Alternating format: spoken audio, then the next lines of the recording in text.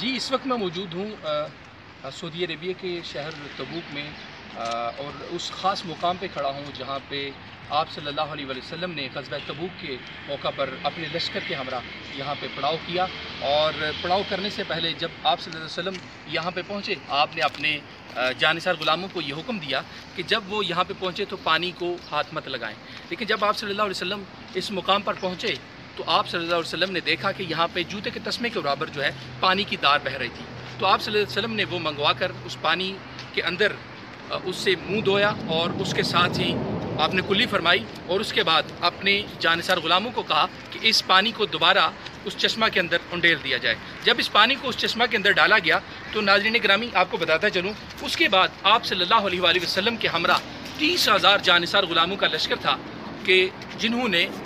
اور اس کے ساتھ ان کے ساتھ جانور بھی تھے جنہوں نے خوب سیراب ہو کر پانی پیا۔ تو اس کے متعلقہ یہاں پہ بھی یہ مینشن کیا گیا ہے، یہاں پہ بتایا گیا ہے کہ اس مقام پر جو تھا وہ چشمہ پھوٹا، اور اس سے آپ کے ساتھ جو موجود جانثار تھے اور جو آپ کے قافلہ کے اندر جانور تھے جن پہ آپ سواری کر کے آئے، تو انہوں نے خوب سیراب ہو کر پانی پیا۔ جی